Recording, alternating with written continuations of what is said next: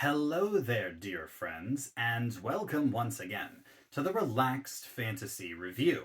Today, we're continuing our series on the brand new Player's Handbook, talking about the subclasses that we find within for the varying classes in the game. And we're talking about the Monk. Oh, the Monk. Such a fun class to talk about. A great theme, an amazing fantasy, and one of the best classes in the 2024 Player's Handbook. Now that it's received a glow up in power and defense, it is actually a very good class to play. And today we're talking about possibly the edgiest of all monks, Shadow Monks. Shadow Monks, what can I say about them? They exemplify the ninjutsu way of, living your monk life, sticking to the shadows, maybe assassinating creatures. There's all sorts of cool things that shadow monks can do.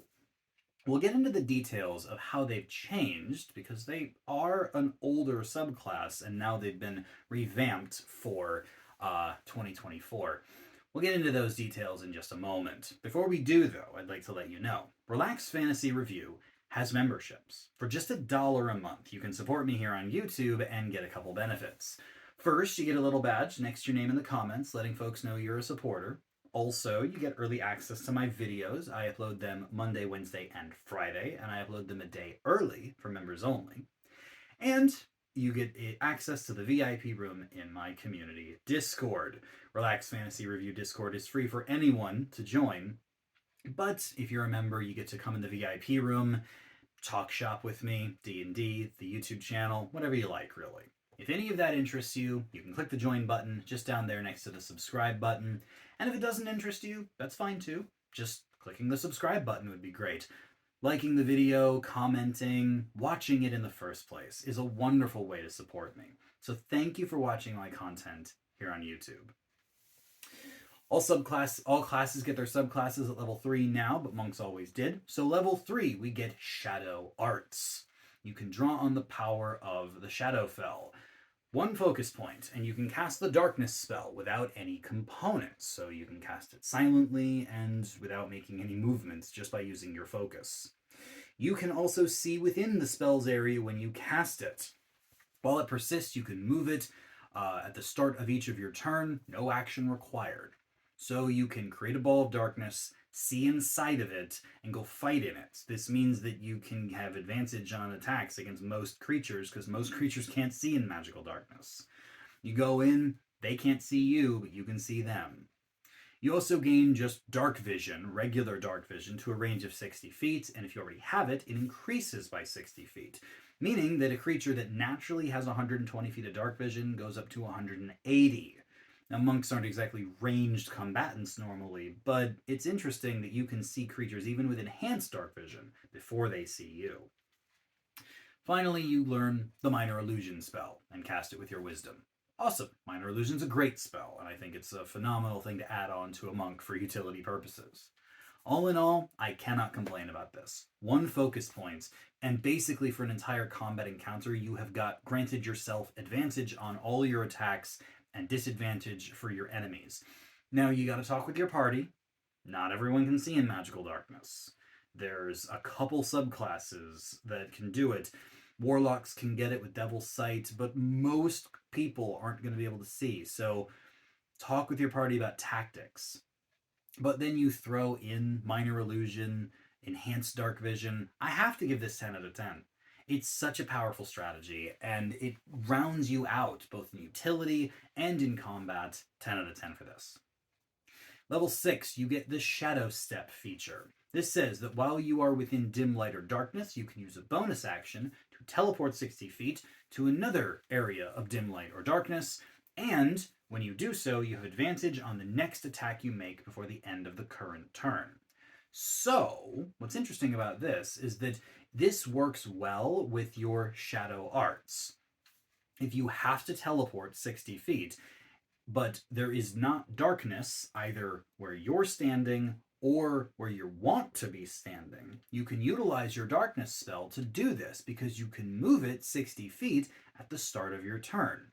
So if you're fighting somewhere, you've got your darkness bubble around you, you're punching, and then at the start of your turn, you've got to get somewhere else, you can move the darkness over there, 60 feet away, and then pop over to where your darkness is as a bonus action, grant yourself advantage, you're doing great stuff.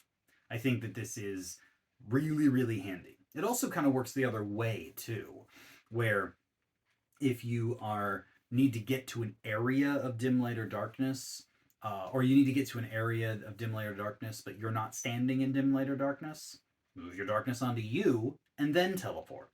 It works either way. I think this is great because there is no limit to how often you can do it. It doesn't take focus. This is just basically unlimited teleportation. 10 out of 10 for sure. Then at level 11, you get improved Shadow Step. When you use Shadow Step, you can expend a focus point to remove the requirement that you must start and end in dim light or darkness. And as part of this bonus action, you can make an unarmed strike immediately after you teleport. So let's paint a picture here. You're using your darkness ability, but for some reason, you can't move it or don't want to move it. You can use one extra focus point to just teleport. Let's say you're outside combat and you don't want to summon your darkness because your allies are getting annoyed that you're putting darkness on the field all the time. You can just use a focus point, and teleport 60 feet. You can start in bright light and end in bright light if you do this. And if you're doing this in combat, now the Shadow Step gives you advantage on the next unarmed strike you make, which you're making as part of the same bonus action. So you can just attack someone and then bonus action teleport and punch someone else at advantage with the Shadow Step. The utility is off the chain now, teleporting anytime you want, hitting creatures with advantage, which, you already were able to do, but you're doing it now with the bonus action. Your action economy is stacked, and your focus point usage is minimal. It's amazing, and I give it another 10 out of 10. We're doing great stuff here. Finally, at level 17, you get the Cloak of Shadows. As a magic action, while you are entirely within dim light or darkness, you can use 3 focus points and make yourself shrouded with shadows for 1 minute. You can't go in bright light while you do this, but obviously you can move darkness around at will, so whatever. While you're shrouded by the shadows, you have the following benefits. You are invisible. Great. Most creatures can't see you. You're partially incorporeal, meaning you can move through unoccupied spaces with creatures or objects as if they were difficult terrain. And if you end your turn in a space, you're shunted to the last unoccupied space you were in. So you don't even take damage when you get shunted. Most creatures that go partially incorporeal take damage when they shunt, but you don't. Also, you can use your flurry of blows without expending focus points. So yeah. Focus points power flurry of blows. You want to use it every turn to do upwards of 5 attacks.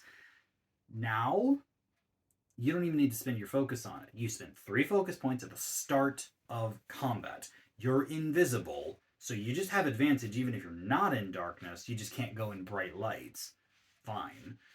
You can move through objects and creatures, and you can flurry of blows all the time.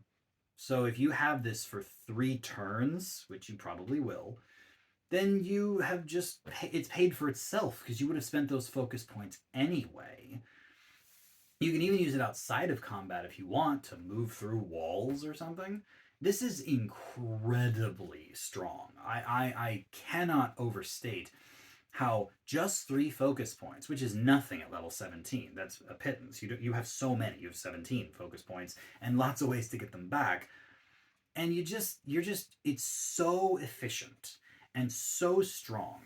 And now you don't have to, you don't have to put darkness down to get advantage because you're invisible now. And you stay invisible while you attack. Yeah, this is 10 out of 10. And I cannot talk about the Shadow Monk without giving it a glowing review. 10 out of 10. This whole subclass from beginning to end. Yeah, sometimes it's going to annoy your party that you've got darkness in the middle of the battlefield. Talk to them about, getting the blind fighting style, or getting the invocation, Devil's Sight, or whatever. Or just tactically split up the battlefield and put the darkness over in one spot, and then your allies can focus on other enemies. You add in the fact that you can teleport easily, even at level 6, and easier at level 11. It's so good. It's so good. And I'm not saying that because I have this edgelord complex. Mechanically speaking, you've got so much maneuverability, so much strength with constant advantage, basically, as long as your party's cool with it.